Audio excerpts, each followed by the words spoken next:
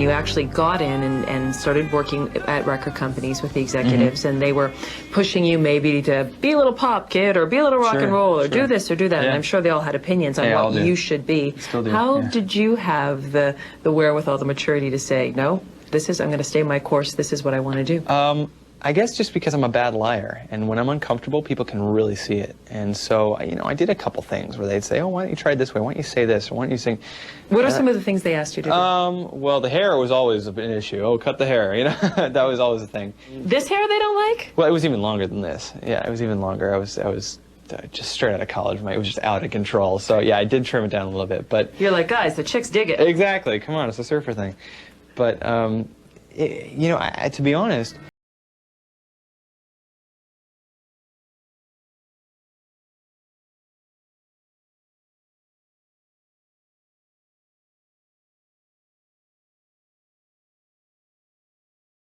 because that's not me. Obviously when you first start and you're just new and nobody really knows what kind of thing you do, everybody's going to say, well, you should do this. But as I started getting it more and more, and as we started working more and more in terms of what the album was going to be and what I sounded like, and they were just so great at just letting me be Josh, and just kind of letting things roll from that standpoint. No big image, no big, we need this stylist or we need this. It was just like, okay, well, here's your shot, kid. Go out and sing, and if the people like you, great. If they don't, then it was nice knowing you. So, that was my job, was then to go out and sing and hopefully get the people to like it. So I'm thrilled that that's happened. Your genre of music is impossible to define. Yeah, kind of, yeah. Do a little bit of everything. Do you have a way that you think of yourself as a pop singer, as a classical singer? I see myself doing more classical stuff in the future, maybe. Otherwise, I guess I'd call myself a song stylist. I guess I'd call myself a pop singer with many different influences. I think that my goal is basically to make different styles popular, make things listened to by a large array of ages and different types of people. I think it's been the great thing is we polled people on the internet about, what do you listen to? And they'll say, like, oh yeah, I listen to Linkin Park, Eminem, and Josh Groban too. I think that's great because they have the same taste I do. I listen to everything, and I grew up listening to people like Paul Simon's Graceland, everything from that to Bjork and Radiohead and Eminem, and just everything out there combined with all the classical stuff that I grew up with. You've mentioned in the past that you don't have the same type of career as some of your contemporaries. Right. And when I say contemporaries, I mean other performers your age, Christina Aguilera, who've had an enormous amount of success, sticking pretty tightly to one thing, to one genre. Sure.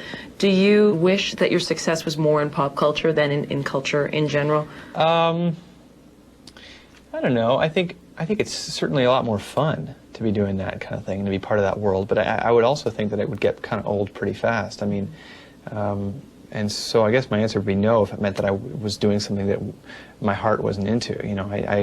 I think it's really great that a lot of people listen to the CD and to kind of get away from that a little bit, because that's kind of what's making the world go round right now. And it's great to feel like I'm succeeding in the same way. I'm selling just as many records. And your new album coming out in October? I hope so. Definitely. I hope it's out in October. Yeah. Just so we get the little plug in here. We're back in the studio now, and I'm very excited, as I said, to just be doing new music. And I definitely hope to have a new CD up by September, October. And you're going to be writing and arranging a little bit on it, I hope so. Definitely. I'm doing some writing now, and it's something I learned a lot from David, and something I've always been interested in doing. But there were so many amazing writers on the first album, I figured just sit back and learn. So I'm going to hopefully sit forward a little bit and try a little bit now this time. Coming up next on ETalk Profile, Josh's fans can't get enough of him. It's been cool. It's been really cool. I got underwear in there too.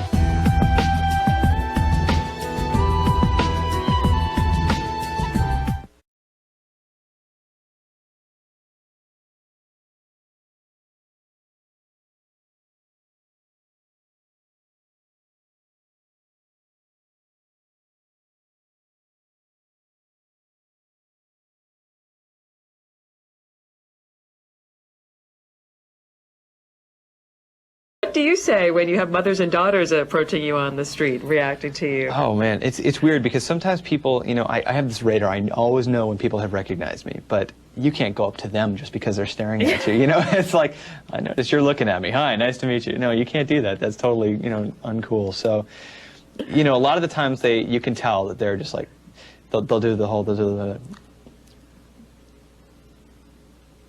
and they'll just do that forever, and they won't stop, and it's just like, how you doing? But sometimes they'll talk to you, and when they talk to you, usually it's really great. They usually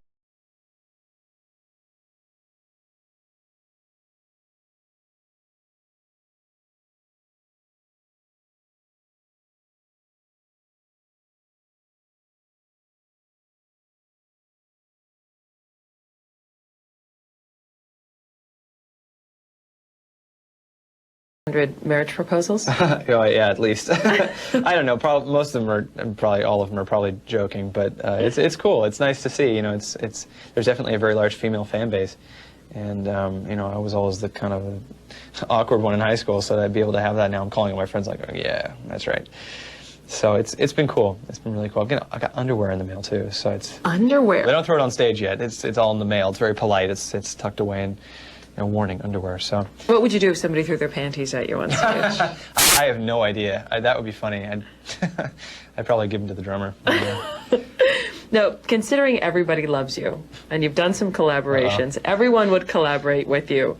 Who would you choose to do a song with next? I would love to do some work with someone like Bjork. I'd love to do some work with someone like Peter Gabriel or Sting. And just, you know, people who've really kind of not been afraid to push the boundaries of pop and rock music. You know, people who've been able to take really strange and interesting sounds and electronic music, real pioneers of people that have opened up people's ears to different sounds. I'd love to do that. It'd be cool to do a duet with Andrea Bocelli one day. We'll see. But there's a lot of people out there that I think sometimes the most different collaborations, the ones you don't think of, are the ones that are the most successful. So that definitely happened on the first album.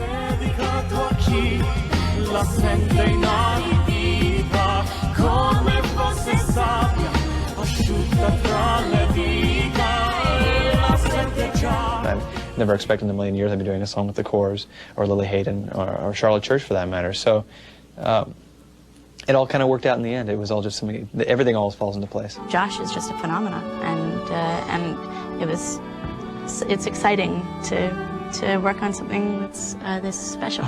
This grand voice comes out of this young person's body.